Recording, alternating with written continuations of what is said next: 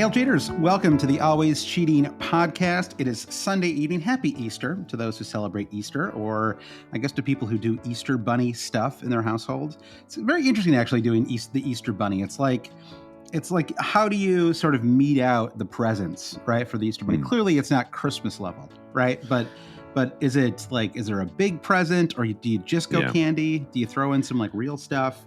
Also, how do you analyze the behavior of a giant bunny? At least what we know about Santa Claus is we know approximately what time he's going to arrive, sometime after nightfall. He's going to enter through the chimney. The Easter Bunny we need more lore, I guess. We need a spin-off series like Game of Thrones style to explain the origin of the bunny, what they're about, what their powers are, etc. Yeah, it's true. It's really undercovered, right? I feel like isn't there like a rock movie? Maybe he's the Tooth Fairy. He's Tooth Fairy. Okay, that's okay. Well, one of the Tooth Fairy is kind of the same thing, though, right? Where the same similar lack of lore around it. So here we are, Brandon. It's Easter Sunday. Game week 30 just concluded. Early conclusion to game week 30 this time. I always like that because then we can read off the Always Cheating Super League top 10. Interesting match, Man City Arsenal, which we'll get to in a second. A great weekend overall. I actually think possibly the single worst match of the weekend was the last match of the weekend. I thought that it was cagey. I think I guess Arteta will take it. I mean, he's now 2 points back of Liverpool. You go into this match as Arsenal with it effectively in your hands. I mean, easier said than done to just win the rest of your games, especially when one is at the Etihad. Sure. So now it's no longer in their hands, but to not lose that match, which I think I expected Arsenal to lose that match, and that's no shots at Arsenal. Amazing team, but it's just the Etihad is historically not an easy place for any team to go play. Yeah, and Man City's style this season has been a little less explosive. I think the one thing I really noticed in that match, just from a kind of non-FPL point of view, was Gabriel Martinelli and Kyle Walker not being on the pitch really took a lot of the kind of dynamism out of the match, right? Mm-hmm. You don't have Walker just sort of, on both sides, really. You didn't have Walker with his kind of burst of pace down the right, and then obviously you didn't have kind of conversely, right? Martinelli on the, on Arsenal's left, bursting down. And I felt like it made the game a little stodgy, I thought, like a little kind of, people ended up it was like a hockey game, where like you're sort of getting forechecked, against the glass a lot. I think if for the beautiful game people, you would argue for this match in that it just kind of like slowly ratcheted up as you got closer and closer to the 90 minutes. And it's hard for me to tell how much of it is the football or how much of it is the context. Obviously, the stakes of that match are so high that you as the viewer can't help but feel that. But you did feel like as City kept pummeling kept pushing forward with the ball, and Arsenal looked like they were like lower and lower on gas, but they were still sort of holding on to their organization. I enjoyed like the last 30 minutes or so. I didn't, but I don't want to come off overly sour because I actually thought the matches were great throughout the weekend. I thought it was fine. From my perspective, I guess what I was thinking about as an Arsenal supporter, although Arsenal supporters, I think, have disowned me because I'm so. The problem is when you talk about fantasy twice a week, Brandon, as we've done for 8 years now or whatever it is, your allegiances start to get a little hazy, warped, exactly. Yeah. And so yes, was I rooting for Arsenal in this match? Yes. It was a weird one for me because I had 3 Man City players and 0 Arsenal players, and so I was sort of rooting for Arsenal to lose a clean sheet but still win, right? Like I was, I wanted like a Rodri goal followed by a Declan Rice brace or something like that. It's one of those like crazy combinations of situations. It's actually like the first half of Liverpool Brighton was kind of perfect for me, right? You get the Luis Diaz. Some people own Diaz, but he's not highly owned. You get the Danny Welbeck clean sheet goal, but man, Liverpool are going to win. So it was sort of like just knock a bunch of fantasy points out there. Certainly, I think the biggest thing probably going into this weekend were the Salah haves and have-nots, and so you go into Sunday where the have-nots have secured their Son points, they've secured their Cole Palmer points, and now Salah owners are in the position of where they have to effectively match to keep up. And then the first half of Liverpool Brighton Salah could have had 7 goals. It was incredible the spaces he was finding himself in. We got away with murder there, Josh. The most shots he had ever taken in a Premier League match. Really? That is true. Wow. by like 2. So the most shots he ever taken in a Premier League match, ends up with 0 bonus points. Again, sometimes I feel like the game is a little too punishment based.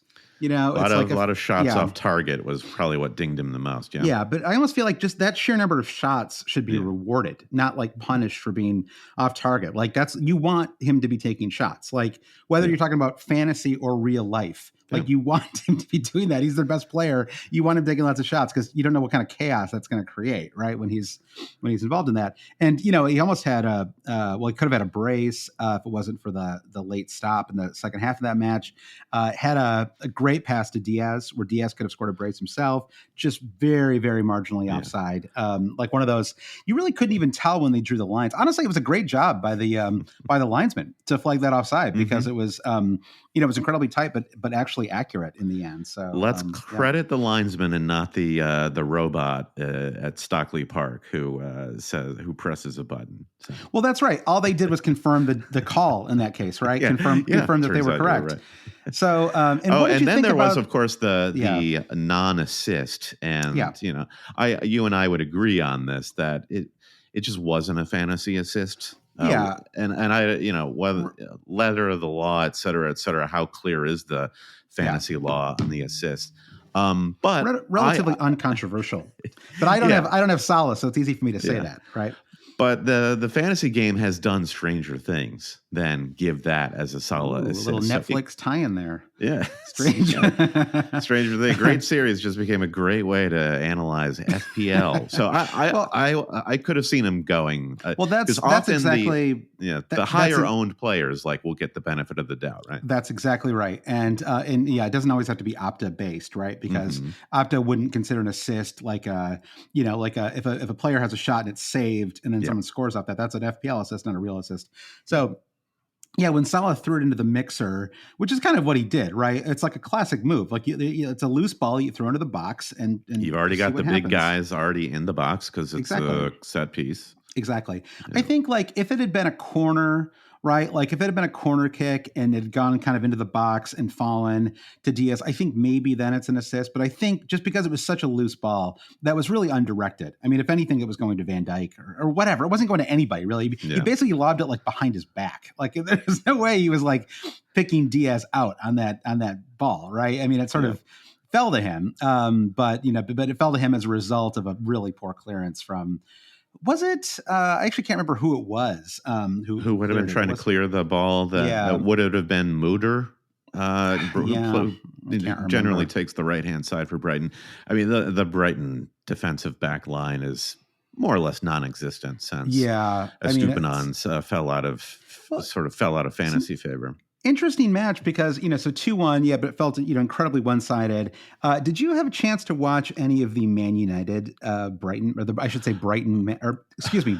Man United match yesterday? I watched the entire match. Now, I have some company in town right now, and I was doing the delicate dance. I consumed a good 45 minutes of and to be clear, not company like a bunch of your sports loving friends. It was your wife's friends, your art museum wife's friends. So I was in the Aja Khan Islamic Art Museum during the second half of the midday fixtures yesterday. So I was trying to not bump into priceless artwork while constantly refreshing my FootMob app on my phone. So when we inevitably got back to the apartment, I said, all right, little something for daddy. And I had everyone sit down and watch Brentford Manchester United. And I had to explain to them the phrase of not a great advertisement for the Premier League, because that was... Well, I don't know about that. I thought it was a poor match. I guess, it's funny because now we're going to flip because I thought it was kind of an interesting match. I didn't think Man United played well. I mean, it was a poor match from their perspective, but I thought Brentford were terrific. And it was just a little bit of... I mean, sure, the finishing could have been better. I mean, Ivan Toney could have had a 20-point return in that match. He was absolutely incredible. Just didn't quite finish a couple of times. But I thought it was just interesting to watch them just annihilate Man United. I mean, if that it was a 1-1 draw, but it was like that might like I feel like if I was like a newspaper headline writer, I would have been like Man United lose 1-1, right? Because it was like it was effectively a loss for them. I mean, not echoes of the score. reverse tie where Manchester United get annihilated by Brentford and are losing 1-0, and then McTominay comes on in like the 85th minute and scores those 2 goals at the end of the match. That's right. So and Brentford historically have had Manchester United's number, so it's always going to be an unpredictable affair with them. Yeah. I mean, I feel like it's Brentford at night is just like there's something about an evening match at the GTEC. Is that the name of their stadium? That's right. And an evening match at the GTEC just always seems to deliver, right? I love, I don't know. Just like I knew they were going to get some kind of return out of that match because they're just so good. I honestly wish like someone could explain it, like why they are so good. Maybe I don't think all teams are that good in evening matches. Like there's something that's special about. They have the word Hollywood written on their kits, Josh. So there it is. Put them in lights, Hollywood style, and the sparks will fly. I had a thought about watching that match too. I think it might have been the latest a match has ever ended on East Coast time because it was a 3 p.m. start, but it was also or 3 p.m. start Eastern time, right? Yeah. In theory. But because of the time change, it was 4 o'clock. I'm making this very complicated. But it was a 4 p.m. start time. There was all of this extra time at the end of the match, like 13 minutes. And then went even longer after that. So the match finished like after 6 p.m. Yeah. And I don't know that there's ever been a match that has finished at 6 p.m. Now, partially that's just kind of a fluky thing because the clocks did change in England, and now we're kind of aligned again on time. But yeah. So anyway, it's kind of fun though. It was on a Saturday at 6 o'clock to be watching the Premier League while we're making dinner. It was great. Yeah. It's like a friend. You're having a good time and you never want them to leave. Just stick around, open another bottle of wine, Premier League. Yeah. Let's keep this party going. Well, why don't you, can I see your team, Brandon? I'm curious how things turned out. I believe you had a pretty solid game week 30 in the end, right? Yeah. So if you want to check us out on our YouTube channel, you can see us sharing our screens. Let's see. I'll pop it up here, and there's the fixture ticker. And let's pop over to the points. So I finished on 66. So what you're seeing on screen is 65 points, but that will be +1 for Saliba, who honestly had one of his Rolls-Royce Saliba games. And Saliba is a great defender for Arsenal, but sometimes he has those games where he's the last man and he'll slip or something goes on. But it was like everything Saliba was doing, especially down the stretch of that match, was just so composed. And I was so impressed. So the bonus point richly deserved by Saliba. The decision I had to make going into the deadline was, do I make a defensive transfer because Botman was out and I didn't want to play Kabore? Yeah. And do I make a defensive transfer looking ahead to the doubles in 34? So I was thinking about either Virgil van Dijk or Branthwaite on Everton. The problem with Branthwaite is it's Everton and they're not a great source of points. Away match. Yeah. You had to think they were going to concede, away to Bournemouth as well. You did. It was just kind of a looking ahead, and how badly did I not want to start Saliba or Ake? And obviously, I think when you really think about it, City and Arsenal, two great teams, as the result shows, both could end up on a clean sheet. So I felt justified there. The Van Dijk thing was even more interesting in that I wasn't ready to spend that much on a defender because that would make it even more difficult for me to get Salah going into game week 31. So now I have 2 free transfers going into 31. We'll talk about how maybe I want to use those to get Salah in because he'll be the biggest captain pick facing Sheffield United. It was a very weird Saturday for me, and I love Saturdays that end on a high note because it was really down to Palmer's brace and Son blanking, and then when Son finally clinches the goal and the 3 bonus, Solanke's got his goal, and then Pau Torres gets the clean sheet. Your deep love of Pau Torres, which has been unrewarded for basically the entire season, right? Yeah, I think yeah, it you've really had him has. Yeah. for like most of the season. Never once has it worked out until this game week. Yeah, so I'm pretty chalk in the attack with Palmer, Sun Captain, and Solanke, my only returner otherwise. So Yeah. it was the Saliba clean sheet and bonus and the Pau Torres clean sheet that really did put me over the line. Finish on 66 points, and I'll get yet another clean sheet. FPL Game Week has me currently up to 419K overall, 1759. So I just continue the slow march to the top 100K if I can get there. Yeah, I mean, what is this like? If you look at your game week history, I mean, you must have something like, yeah, is it 10 green arrows in a row or something like 3, that? 4, 5, 6, 7, 8. And this is my ninth Yeah. in a row, and it's great. I mean, I've just my rank is dwindling now, and obviously the farther up the food chain you go, the harder it is to get the chunkier green arrows. So this is why. Yeah, it's a sign that things are working, though. Yeah, things are working. Yep, and we're about to blow them all up ahead of game week 34 for the double. Mm-hmm. But this is why we seek to blow our teams up, is because the capitalizing on the upcoming doubles is the only way you can really make that jump. You're kind of in a similar position, but on the front foot. You're about 20 points higher than me, so I'm going to stop sharing my screen so we can see what you're up to over there, because you sought to bench your defensive assets. Gabriel was on the bench, right? I only have, it was sort of a tricky decision, I suppose, whether to. I mean, I had Ake and Gabriel, and I mean, to me, I just thought, well, Ake feels like they're the home team, right? It's probably a slightly safer pick over Gabriel, maybe a little bit less goal threat. Although honestly, Ake probably had the best chance to score in the entire match in the first half. And then, of course, he pulls up with an injury, which is just really, really annoying. Not the first one of your weekend. No. So Lascelles pulls up with an injury. Ake pulls up with an injury. Gordon gets a red card late, and Watkins goes off at halftime. And then Saka seems like he might be injured as well, right? He looked like he was basically limping off the pitch at the end of that match too. I mean, the man's always limping. He's always limping off the pitch. That's true. I expect we'll see him on Wednesday. So yeah, what is that? 1, 2, 3, 4 players very likely out. I wouldn't be quite as worried, except game week 31 kicks off on Tuesday. It's one of the reasons we're recording early this week is to get ahead of game week 31, give people a little extra time to listen to the pod. But yeah, I think Watkins apparently it's a hamstring issue. I'd be shocked if he starts at midweek. You rarely, if ever, see players get rushed when they've got a hamstring injury because it's so easy to re-aggravate. So it's like driving on a flat tire, basically. Yeah. So so the Gordon red was super annoying. Actually, it really hurts my flexibility for game week 30. Remarkably, it didn't actually really hurt me from he got 3 assists in the match. So basically just chalked off one of the assists and knocked him from 11 to 8. So, and that third assist had come kind of late in the match. So I was like, let's just pretend he never got that assist. Yeah. And we'll just stick with the 8. He had a great game. He continues to look great, but it is annoying now that he's out for 1 week because you kind of just want to keep rolling with that form.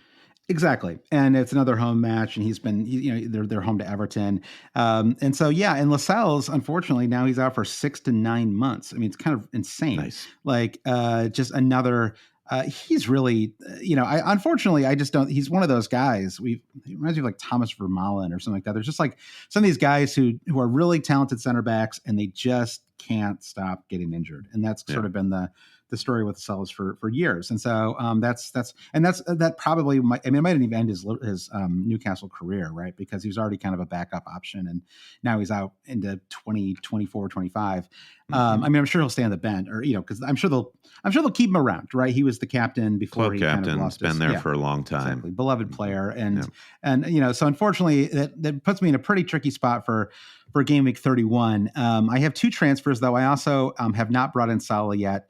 And so, looking ahead to game week 31, so no Gordon, no Lascelles, Watkins, probably not, Ake, probably not too. So I am in a position now where I'm probably going to take a minimum -4. I can't imagine taking anything less than a -4 this week. The way it sets up, I have No wild card? Still no wild card. Still not leaning towards a wild card. Pretty committed to the game week 35 wild card decision. Same. You and I are on the same page there. Yeah. And so the moves for me, and they're probably very similar to moves that you're considering, honestly, would be Watkins to Darwin, Son to Salah, and then because I probably need another defender, I'm probably going to go Ake to Bradley. And I don't really love going Bradley because I don't see him as a long-term option for Liverpool, but I literally have, if I make these two moves, I have exactly 4.2 million available to me. And the only option that really makes sense at 4.2 million is Bradley. And lo and behold, they play Sheffield in 2 days or 3 days time, right? I think they play on Thursday. So it kind of, even though I don't love it as a long-term move, if you're going to take a -4 for a defender, let it be before a home match against Sheffield United. That's probably one of the better times you could do it. Yeah, I'm going a slightly different direction in that I am committed to holding on to Son. Okay. So it's Watkins out to Rodrigo Muniz at Fulham, which I have to go that low because I want to turn Phil Foden into Salah. And so the Foden to Salah move leaves me with like 5.2, I think. So, and I love the idea of getting Nunez. I would totally get Nunez if I could afford it because I'm loath to bring in Muniz because he doesn't double in 34. And I have exactly the number of transfers I want right now to get 5 additional doublers for game week 34. But what I think the plan is turning into for me is I will transfer Son out to Odegaard at some point ahead of 34, and that's the money that I will then use to turn Muniz into Darwin. So Muniz kind of comes in and then immediately goes out, or like after a couple of game weeks. It's generally not like the optimal way to play, to bank a transfer in that way, but I think that the bottom line is it's that important to get Salah in ahead of 31, I would say. I would argue. Yeah, I mean, the argument for keeping Son is it makes sense too. I mean, it's something I probably have to think about a little more myself. I mean, I guess the alternative is you could go with I'm forgetting his name. Who is the other forward for Bournemouth? The Semenyo? Semenyo. You could go Semenyo, double up with the Bournemouth forwards. That's true. That's a good point. And that would at least, of course, that probably means you just don't have Darwin for the double. And I don't know if that's so bad or not. Like I'm honestly not sure. I mean, it's sort of, it's kind of hard to say. I mean, he really didn't do anything in today's match, and you would have expected him to be. I mean, it's the Diaz and Salah show right now. I mean, Diaz has been spectacular the last 10 weeks. I mean, he's been, he's been terrific. So, and I honestly think Diaz versus Odegaard for 34 is another discussion that we're going to have as we get closer to that week. Right. I mean, maybe Diaz is actually the preferred option there.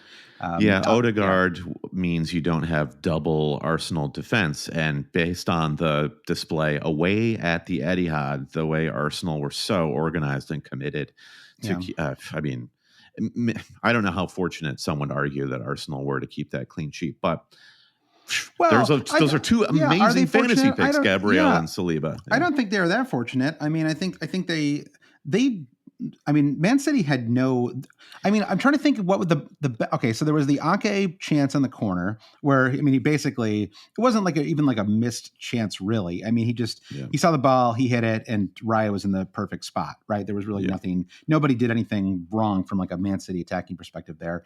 But I'm trying to think if there was another good chance in the entire match. I mean, Gabriel Jesus had a couple of opportunities, a couple balls that maybe a better forward. I mean a better finisher. Wow, shots fired. Well, listen, I mean, Gabriel Jesus is a great player.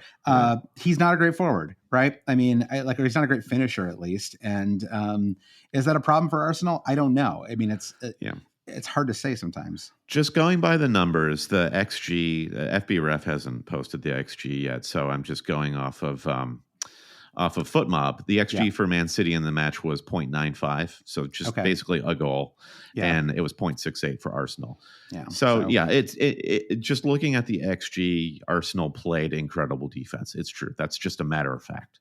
Yeah. So, and let's look at the just to compare Son versus Foden for a second in terms of transfers. So Son, away to West Ham, home to Forest, away to Newcastle. They continue to call that Newcastle match a -4 on the difficulty rating. Maybe in terms of winning the match, I think from a fantasy perspective, that's probably a 1 at this point. It's worth a -4 to get Salah, get Son in, I think is what the site's trying to tell us. And Foden had a pretty, honestly, a pretty poor match today. Didn't really make an impact. Won a couple fouls, I think. Just didn't really do too much. But he was subbed off in the 60th minute. One has to assume he'll start in the Villa match. And it is a slightly better run for him, right? Villa, Palace, and then Luton in 33 as well. Problem for Man City, of course, is that they have Champions League as well. But because the title race is so tight, this isn't exactly a stretch run where Oscar Bob is going to be taking minutes away from from their top players. It's not going to be catching Oscar a stray Bob on the always cheating. Poor Oscar Bob. But I think that so I do think that Foden is going to be really heavily involved. And so, I think you could go either way, honestly. I think Son away versus, I guess, honestly, if I had to choose between the two, like just for this week, I would actually take Son. Like if I had to pick who I thought was going to score more points in 31, I would pick Son. But looking long term, I think I just want to bank this Darwin transfer. The other question that I do want to think about a little bit, not really for 31, but with an eye towards 34, is whether we can get away with no Holland for a game week. Based on current evidence, it's ridiculous. We paid. He's 14 million. Cost. He's 14 million. Hasn't a double-digit return since 24. Has had one double-digit return going back to game week 12. Right. So, one double-digit return in almost 18 weeks. And now, granted, he was injured for a handful of those, but still 2-2, 6, 5-8, 2, 13, 5-1. These are just not massive numbers, and it does feel like he's more isolated than he was in the past. I also think, and maybe I'm just like now everyone's catching straight bullets, but I don't think that KDB is as sharp as we've seen him in past years. I feel like he's not quite like we had a great comment in the YouTube from Travis, who says the amount of inaccurate balls from KDB in this match stood out to me.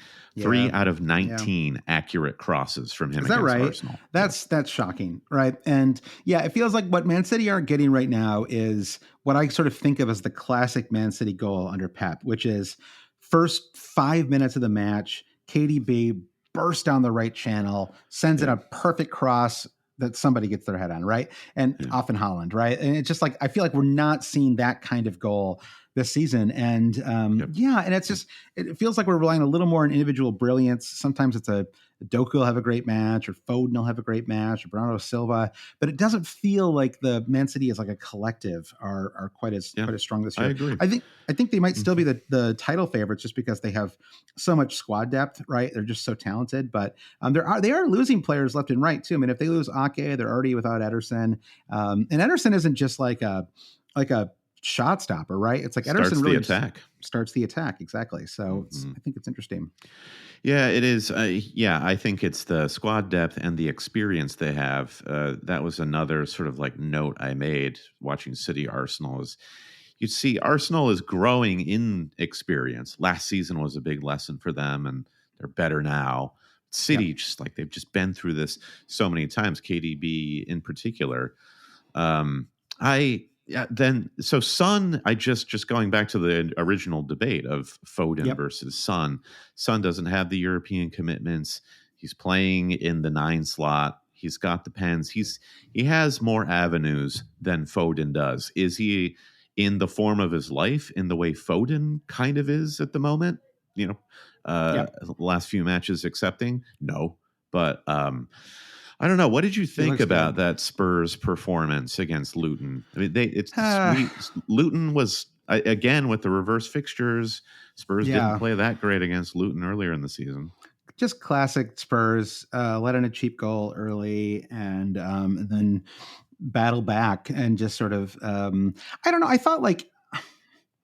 What did I think about that Spurs match? I don't know. I thought it was it was a little bit like the actually very similar to the Liverpool Brighton match today, where early goal conceded, almost the exact same minute, I think, for those two opening goals conceded. But you always felt like they were going to win, right? Liverpool and then Spurs yesterday. Yeah. And I thought, it was a really nice. The goal at the end was actually basically a classic Sun goal, like what I would almost consider to be a vintage Sun goal, right? Off of a corner, he does everything. That goal is a Sun goal through and through, right? Like burst down, passes it up to Werner, and then the pullback and the takes up the perfect position in the box, and even though there are like 3 defenders in front of his shot, doesn't matter. It squeaks in. Oh my God, we haven't even mentioned as Sun captainers the most excruciating moment of the game. Hitting both sides of the post. Yeah, in the first half, he goes around Kaminsky and hits both posts. Oh my God. Yeah, that was a killer. Yeah. Okay. Why are we not considering captaining Palmer more often, by the way? It is ridiculous how good he's been. He's game week 32, he is away to Sheffield United. That's this upcoming Sunday, April 7th, Brandon. Mm-hmm. Mark my words, I will be captaining Cole Palmer in game week 32. Okay? Mark it down right now. Commit okay, it. Let's see. Just for fun, what will you be missing out on? Let's see. What are the other marquee fixtures? That's true. We won't be doing a main feed pod. Well, Spurs host Forest, Liverpool, Man United, and let's see who to Man City are away to Palace. I feel good about this one. I think you're going to be going up against Haaland captainers, and what we've just said about Haaland, I think you're on the right side of history right now. Who's captaining Haaland for 32? I'm sorry, like we're all going to have Salah. I mean, I think I would go Salah over Haaland for basically every week right now. I mean, until we see Haaland play better, I don't even know what to say really. I mean, it's like I'm not saying that it's necessarily his fault, right? I think a lot of it is a function of Man City, but because this is sort of his role is to be a big target man up front, right? He's not Gabriel Jesus. He's not going back and winning the ball at midfield, really, right? I mean, he can get a lung busting run and a counterattack or something like that, but that wasn't the style that Arsenal were playing today, right? That wasn't what they were going to. Arsenal were never going to expose themselves to a counterattacking goal in a match like this, right? It was just, the couple of times that there was like a run, like late when Gabriel Martinelli had the ball, they still were only sending like 3 or 4 men forward, right? It was still they were still keeping everybody back. I'm not sure Gabriel M. Do we know how to say his last name? Have we ever figured that out? Well, I think you have it right. It's just using great actress Juliana Margulies as a comp. That's wrong. I'm sure it's wrong, but it's fine. It's fine. People know who we're talking about. Yeah, but anyway, I'm not sure he crossed the halfway mark, except maybe on a couple of corners. Arsenal only had like 2 corners in the match. Yeah. Anyway. Well, should we do before we get into our quick fire sort of needs for game week 31, do a little shout out for the Super League? Let's do it. Yeah, let's make this the always cheating shout out corner, Brandon. And while we're getting that Super League ready, I want to just quickly shout out our Patreon. Everybody loves a Patreon shout out, right? It's everyone's favorite moment of every podcast. I know that. And so patreon.com/always cheating is where you can go to support the podcast.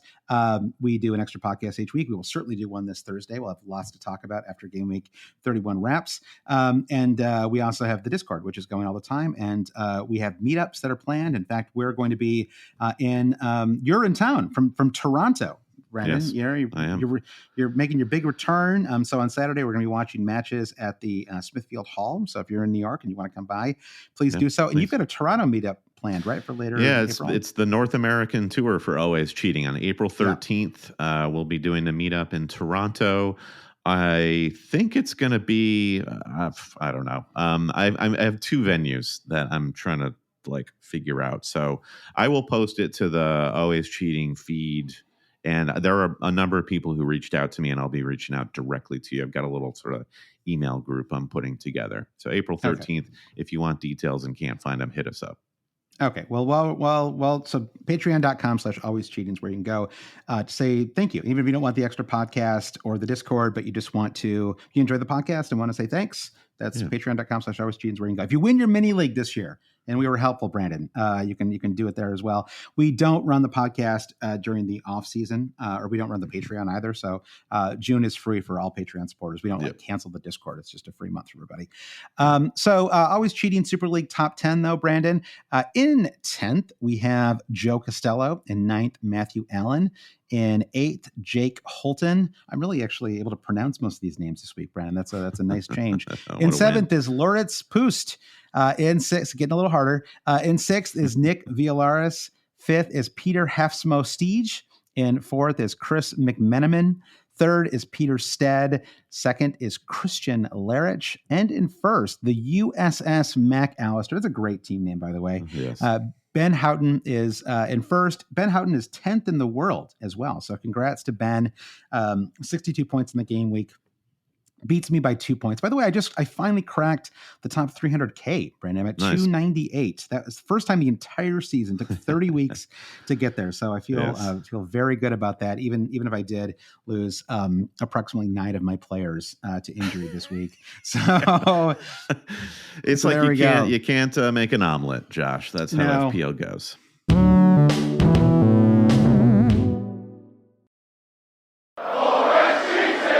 Well, let's look ahead to game week 31. I mentioned before we want to keep this pretty rapid, just because it's such a quick turnaround time. I think it makes sense to get right into it. But I will share the fixtures here for anybody who's watching on YouTube. YouTube.com. So just a reminder, though, that the game week kicks off on Tuesday. Quite a busy. I feel like usually when you've got the midweek matches and the kickoff on Tuesday, you start off kind of late.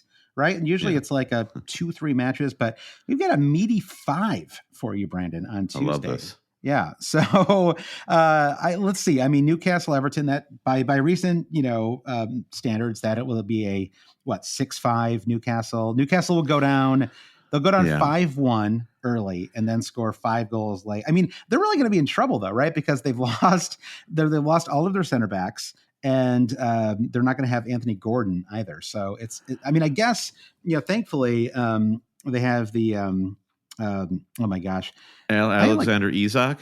Well, yeah, but who is the left wing who came on and scored the brace for them? They have Harvey Barnes. Harvey Barnes is back too now. Exactly. Yeah.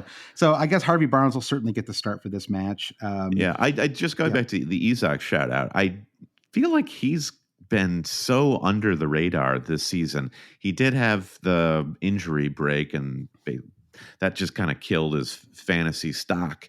But he's been incredible since he came back. Both of his pens were incredibly taken.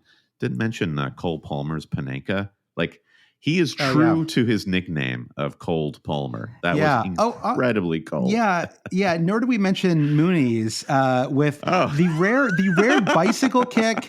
The rare bicycle kick where he's in such good form. He did a bicycle kick without falling over. Like, how often do you see that? A bicycle kick where he basically stayed on his feet. It was remarkable. Guys in Super Saiyan form. But I don't know how you go into this Newcastle Everton match owning any fantasy assets feeling good. No, I mean, I in my case, I don't know. Do I start Dubravka or do I start Areola? Spurs or West Ham. Oh, right, he's injured. Right, so I guess it will be Dubravka. Great, yeah. So wonderful. I have Dubravka. Going up against Dominic Calvert-Lewin, fine. Maybe you found the one angle of this match that's appealing for fantasy managers. I think more and more, I think I'm just going to, I'm just leaning towards having Raya for 34.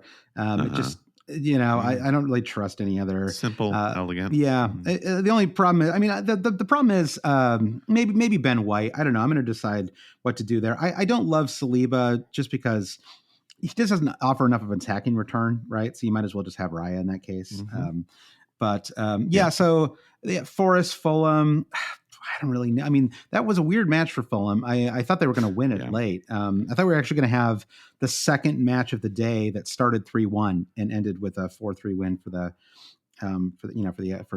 team that was down. But still, I mean, to concede 3 to Sheffield was kind of surprising. Honestly, it was 4, very marginal offside goal too. Well, you were talking about the G-Tech at the start of the pod and how Brentford are good, be it under the lights and at home.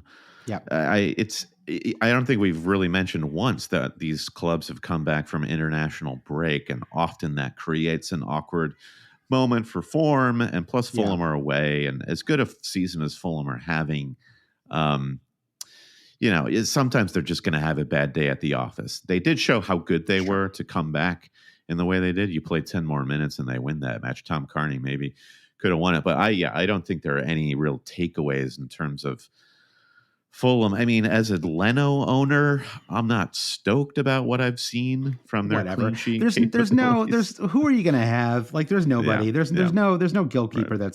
that's delivering anything right now. I mean, outside of, I guess, Raya, right? I mean, the Arsenal defense is the only thing I might actually really trust right now in terms of Yeah. consistent fantasy returns. Bournemouth Palace. I thought that Solanke played well. All things considered, had a yellow, but scored a goal. That was not the focus of my Saturday. But I had the goal. I had the goal rush on. They showed a couple of goal events, and then West Ham Spurs, and so Areola. What I feel like Areola went off for what must have been the 5th time this season. How many times has Areola gone off at halftime in matches so far this year? It's so rare that a keeper actually comes up because it's detrimental to the team, and often keepers is odd. So the assessment is that it's an abductor strain. Okay. And the prognosis from Ben Dinnery, injury expert, is there's a 25% chance, which is as low as it gets without being ruled out, that he'll play midweek. Especially with the midweek. Seems like trouble for owners. But I agree. He's like constantly coming off. But you can see like Fabianski is like Mr. Burns style, like twiddling his fingers in those moments on the sideline. Yeah, I think Burnley Wolves. I think that there might be an opportunity there to consider Ait-Nouri. I think that if you were leaning towards starting to target some defenders for game week 34, I think that Ait-Nouri would be a place to go. I've always been a little reluctant with him just because I've owned him in previous seasons, and he's kind of like one of those guys who kind of moves in and out of the squad a little bit. But I think that he might be an option for. He should have wiped out the Villa clean sheet pretty early on. He did. That's true. That's true. Yeah. And I mean, what's his price? I think it's he's available for 4.6 million, so pretty affordable. I really wish there was a cheapy 4 million option for Wolves, because they would be one of the teams I'd be targeting this week. Again, I'm going to be, if I decide to go, the other move would be just to go -8 and just really go for it. And I don't know. It's a possibility. Let's see, Brandon. Let's see how saucy I get over the next 48 hours. What are you? And then so Wednesday and Thursday are really before we start talking about our own squads for 31. Arsenal hosts Luton. Hopefully Saka is available for that match. If so, he might be the kind of only captain alternative to Salah that we might have for game week 31. Brentford Brighton. I don't know. It's a night match, another night match for Brentford. So I assume they're going to win or at least get some kind of return out of that match. There's a thing called double chance in betting, Brandon, where you basically what is that? You can bet on a win or a draw. And I will tell you, Brendan, I bet on double chance for Brentford in last night's match. And what a thrilling final minute that game was. It was like, oh my God, I can't believe they're about to lose this match. And then they went back and conceded it. So Mason Mount of all people, like that was one of the most random matches of all time. That was, I couldn't believe it. I missed him coming onto the pitch, and I was like, wait, Mason Mount just scored? And then we've got Man City, Aston Villa. I think that could be a really interesting match. Without Watkins, it feels like that match would be trouble for Villa. Man City absolutely have to win this one. And then we've got kind of the big one on Thursday, which is Chelsea. No, I was going to say Chelsea Man United, I guess from a kind of TV rating standpoint, but from a fantasy point of view, it has to be Liverpool Sheffield United. I think, to kick off our game week 31 discussion here, Brandon, can you make an argument for anyone? You can pick Salah versus the field. Okay. I'll give you literally every single player in fantasy. Okay. Either in one side you have Salah, right? And the other side you have the field. Literally every single player in fantasy. Will anyone in fantasy score more points than Salah this week? Are you suggesting I have the option to field every available player in the game Like, let's on the say, pitch at once, no, but I'm just saying, like, see let's if they say, all outscore Mo Salah? I'm just saying, let's say we took a bet, right? We both put, Sure. $10 on it, or a handshake Yep. friendly wager, right? Yeah. And I got Salah, right? The only goal of the bet would be who's going to score the most points in Game Week 31. Yeah. Okay, like what single player? So I will take Salah, and I will give you literally every single player in fantasy. Who are you taking for Game Week 31? I feel like I'm taking Son. I mean, are you taking or I should say, would you take the field, or would you want Salah in that case? If I gave you the option, I would want Salah, I would want Salah. I would definitely want Salah. I explained that in the most confusing possible way. Maybe so maybe I take another Liverpool player. Maybe now you're in the realm Darwin, of I mean, the whole point is speculation, but this is like true speculation. Right. You're like, maybe Nunez has one of his good games. Sure. Yeah, they could keep a clean sheet, and Van Dijk could score 2 goals or something. In that same vein, maybe Haaland has a return to form match against Aston Villa. Certainly, City would be on the front foot, but Villa played really good defense, and Martinez is capable of all sorts of goalkeeping heroics. So I don't it's love hard it. to see them getting. It's hard to see a well-coached, strong defensive team like Villa getting run over in that match. I think they'll probably lose, but I don't see it being maybe it's like a 2-0 win or something like that. And Luton just have not been a team to bet against fantasy-wise. You think of I'm all about the return, the opposite legs this podcast, but this was at Kenilworth Road where Declan Rice had to score the last-minute winner, and it looked like Arsenal were not going to get the 3 points. So it's not like it's going to be a wide-open, crazy game for Arsenal, and we don't even know what Saka's fitness is.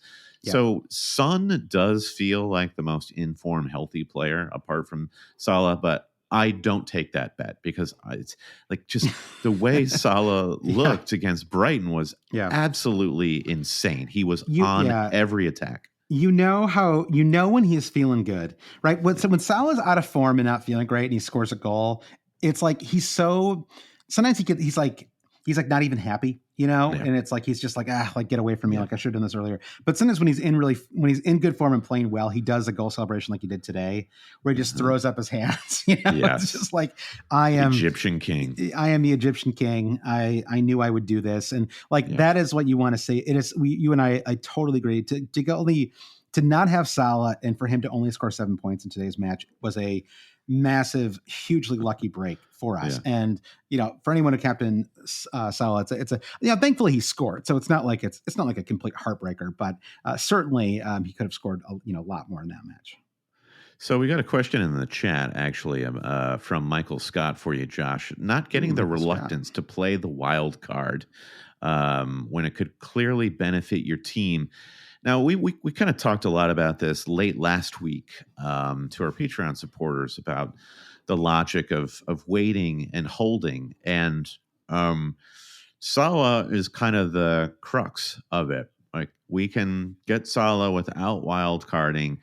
And, well, actually, no, Son is the crux of it, because to hold Son through his blank in game week 34, then the wild card is less necessary to get Salah in and more necessary to get Son back in ahead of the double-double. So I think that's a interesting way to look at that. I mean, for me, it's certainly with the number of injuries that have come into my team, it makes things a little more compelling for sure. But if I had a free hit left, I would certainly be more likely to consider it as well. But to me, I just feel like I can, if I take a -4, I have a team for game week 31 that I really like, and I get 2 more players, maybe 3 if you include Bradley, for 34. I just feel like I'm getting closer and closer to a 34 that I like. And I just don't know how I can build for 34 and for 37. It feels almost impossible for me. And so I just feel like it's easier because there's not enough weeks, after 34 to build a team for 36 and 37. Right. And in those doubles, you're going to have Chelsea, Spurs, Man City, Manchester United, Brighton, Man United, and Newcastle. Your beloved Newcastle, Brandon, will also play twice. Teams we kind of don't want to be fully invested in at the moment, or teams we're currently appropriately invested in, like Chelsea in particular. So Yeah. let me throw another Salah based betting question at you. If Okay. I gave you the effect of all the rest, um, for you to not get Salah in game week 31, would you ever find yourself on the side of the bet where you could say maybe it's not worth getting Salah this week, or it's like regardless of your situation as a fantasy manager, you I don't need to understand. purchase Salah? I don't think I understand your question. Are you paying me not to get Salah? If Yeah, so, it's not yeah. really much of a bet. Let's scratch that. Basically, Okay. I'm asking you a direct question here. Is there any situation you can dream up in which it would be okay to forego Salah in game week 31? Sure. Um, well, sure. I mean, I think that you could go with Darwin if Saka were healthy. I think it'd be a slightly easier decision. The fact that he may not play or may not play as well, right? Just because of he's not like Yeah, in the form he was in pre injury, pre international break. Then yeah, I think you could just go with a solid captaincy. Maybe you bring in Darwin, and that sort of offers you a little bit of a kind of Sheffield United shield. I think yeah. Sun could go off as well. So I think it's fine. It's just I really think that Salah has a chance of having a really fantastic return in this match. It's not that hard for me to get him, right? Uh-huh. And it also he plays in 34. So I make that I just it sort of solves that problem as well. Inevitably, I was going to want him for 34, so I'll just do Yeah. it now and take it. And so again, I just think that with to go back to the question of why I'm not wildcarding now, I just think that I am not that far away from a game week 34 squad that I really like, and I think if I wild carded, I might get a slightly better version of it, and I guess I'd have a team that I could bench boost in that case. But if I wait until 35, I just feel like I can do both, right? Which is I can use regular transfers to get a 34 squad that I really like, that is Mm-hmm. comparable to the other like wild cardy squads. I won't bench boost that week, and then because you have two doubles in 30 in 36 and 37 for Spurs and Chelsea, I can get six players from those squads. Now, granted, as you've said, what six do I want? I have no idea. Like Malo Gusto, he's gone. Like maybe I only have two from Chelsea. I mean, I probably have their keeper, right? And then for Spurs, it's a little bit easier, especially if maybe you go Madison. If Richarlison gets back into the starting lineup, I'm not sure he will though. I almost wonder if they like what Werner brings, even though Mm-hmm. you get a lot of that Werner stuff, which is the fact that he can't score. He's Yeah. not very aggressive, but it's like especially it was funny because the first goal for Spurs was an own goal, and you were like, man, just roll it to like let Werner blow that one, Yeah. like just Yeah. let it go to him. He would have hit the Kabori doesn't crossbar need this somehow. in his life. Yeah, exactly. Werner's the one who needs it. So Yeah. I guess you were sweating Saliba today. Not that there was any risk of him starting, but still, you didn't want to get yeah, Kabore in there. you're looking at minus points on the bench. You don't want that defender to come on for sure. So yeah, you and I are on the same page. It's kind of the reverse of the argument to free hits back in game week 29. Sort of like, well, I have the power to get a better squad immediately. I'm going to play the free hit. And now we're arguing of like, well, we have the power to get a good squad without playing a chip. And like Yeah. with hindsight being what it is, we're now quite envious of people who have the ability to free hit in 34. Oh, This seems very useful. Yeah. So now we're kind of trying to get into that camp and save the wild card for when we think it might be a little more useful. I cannot believe I'm just pulling up my team again for 31. I Yeah. have 6 flags. A great theme park, Brennan. Just turned into a great fantasy team. And I think I probably should have 7 flags, really, because I think that Ake will be flagged as well. I suppose Gabriel will lose his flag. He should be fine for the Luton match. Saka, again, I'm not positive about that one. But there was a question from Stephen Curtis about how he felt about making early transfers this week to beat the price changes. I looked on FPL statistics. I mean, you can go to a million places to look for price changes. But I looked earlier. I didn't see any of the key assets set to rise yet. I assume that will change over the course of the day. I would love to wait one more day Because if we had even a little bit of clarity on Watkins, I think would make things a little bit easier, right? Like if Watkins were healthy, that might change my transfer strategy a little bit for game week 31, right? Because I just think that given how many flags I've got in my squad, if I were able to move some other players around, like maybe drop Gordon for I got some news for you, Sarabia Josh. instead. Yeah. I've got some news for you. Currently at FPLstatistics.com, Watkins is 108% to drop. Dang. And Salah is 106.5 to rise. Dang, so, double dang. The time is now. Now, okay. With Watkins, I wonder if the injury is somewhat irrelevant with the tough fixtures for Villa coming up. He was being sized up for transfers regardless. Yeah, they don't double in 34, and it's just kind of like, what's the upside beyond Watkins just having an incredible season to keeping him? So I'm not really sweating news on him. I think he has to go regardless. So I'm going to move early and try and catch these price rises. Now that I know that too, I mean, I could practically do it on this podcast. So I'll show you, Brandon. I mean, if I make the moves that I'm considering, my hand is really kind of forced, honestly. So it's go Son out, Watkins out. I bring in Salah, and then I bring in Darwin. Okay. And then I'm 0.9 short. So I got to find some money somewhere. So then I go to my boy Ake here, and I'm at 4.2 million, right? So if I go to our little tracker here, okay. So do you get Branthwaite, right? Who's 4.2 million. He will, however, double in 34. Yes. So do I get Branthwaite or do I get Bradley? I think that's really the question. Because you really, the question is, do you want Bradley cuts you off of, I guess, any other Liverpool assets. Yeah, but I don't know true. that are you gonna? Is there a situation where you end up with a different Liverpool asset? Well, sure. Because I think I could turn Foden into Luis Diaz. Yeah. Right. Especially if I plan to go for an Arsenal defender for 34. So that is true. The other side of it is just that you have to think that Bradley has a great chance of getting a return in 31. Yes. The question is just how long do we have with Bradley in that role, right? When does Trent is expected back April 7th. That's what the site is saying. But even when he's back, presumably he's not just going to be starting every single week, right? Like I have to think that they're going to have to play him sort of carefully.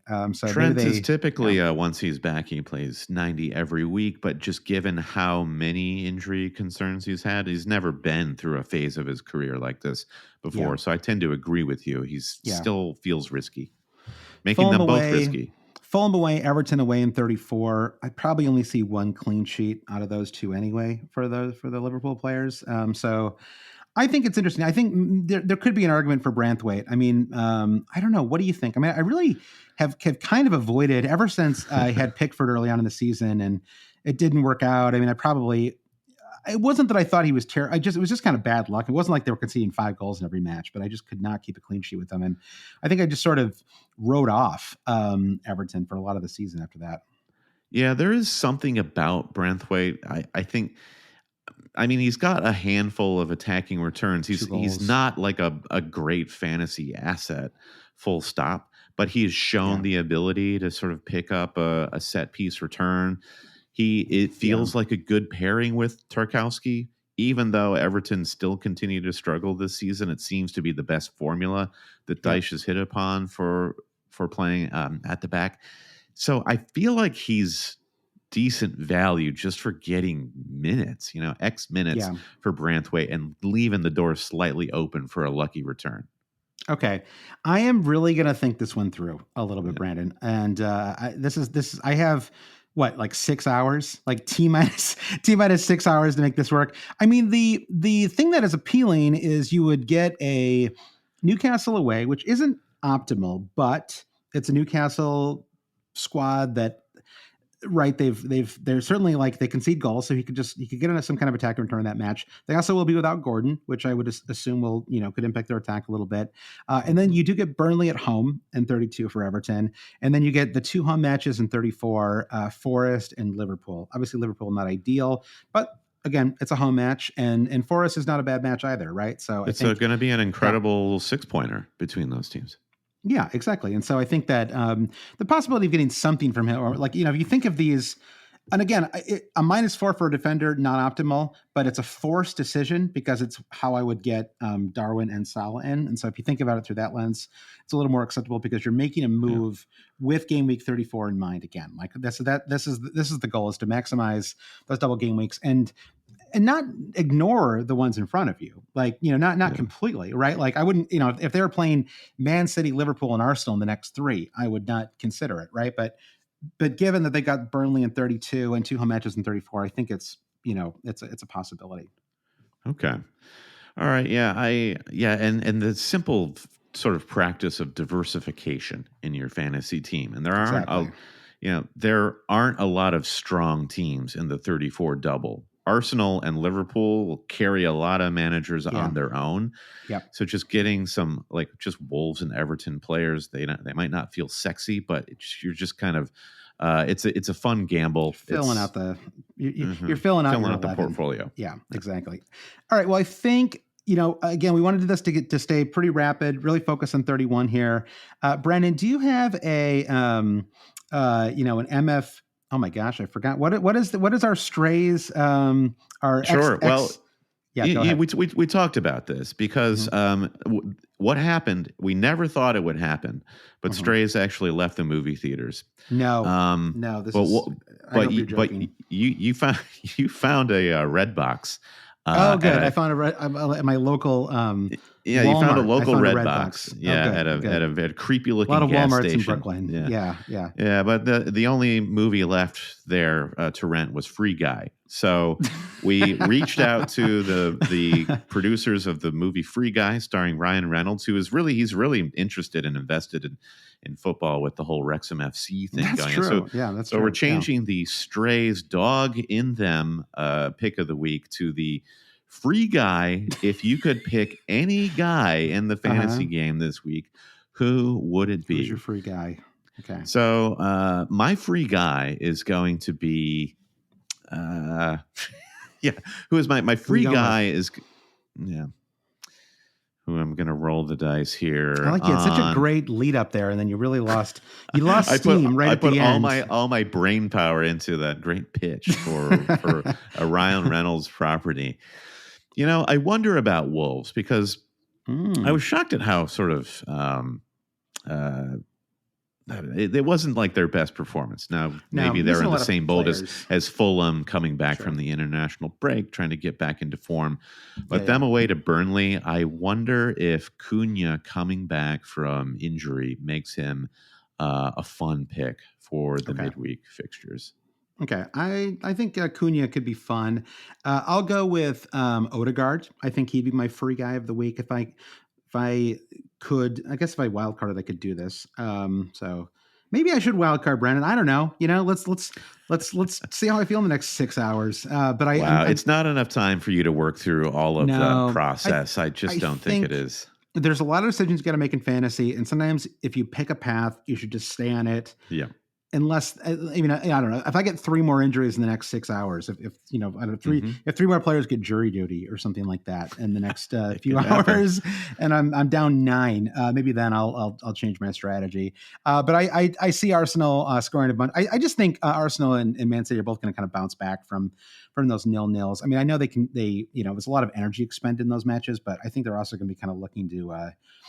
They're going to feel much more free. This is a very tense match, really a match where neither side could neither side could afford to give up 3 points. Right. And so that you end up with a match like this. And so, I do think that, I think they're both going to kind of go off. And I think Arsenal and I don't know, let's say Arsenal 3-0, Man City 2-0. I guess those are like my 2 predictions for this week. I do think Foden gets some kind of return in this match, bounces back a little bit on Wednesday. Yeah, I'm curious how that goes. It can go 2 ways. Like there's such an emotional tension when City and Arsenal have to play each other? Is there a come down where it's kind of a muted display midweek by them and they try to bring some of their energy back? Or are they relieved to have that game in the rearview mirror and now they just totally seek to dominate? Obviously, they would prefer the latter. But I think it's a little bit of a let off. I don't know. I think so because Arsenal just really could, even more than Man City. Arsenal could not afford to lose that game. So I think, all right, go ahead. I can't resist because we did love this movie, Strays. I do think Son will be my vice captain. Okay. I think he's going to have that dog in him against. I know you're worrying me because I kind of see it as well. I mean, this is why I don't want to go absolutely insane. Like driving Son for a hit already feels kind of crazy. That shows my faith in Salah that I'm planning to do that. But I think your idea about going with a non-Darwin option is not a bad one. And it's something I'm going to give a little more thought to as well. So. Cool. All right. Well, good luck to everybody this week. It's a Tuesday kickoff. Just a reminder. So 1 p.m. Eastern time deadline on Tuesday, 6 p.m. UK time. So be ready. Get your team set up. Set that bus team well ahead. And like me, if you're a little tight on your transfers and your prices, make sure you make them today before the prices change. Or I guess when you're listening to this, maybe it's too late. I don't know. But we're sorry if it is. Yeah. And it's a slightly shorter pod than usual this week, but thanks everybody for listening. Thanks everyone who joined us on YouTube. And good luck to everybody. We'll be back on Thursday with a Patreon pod. Brandon, do you want to thank our producer patrons?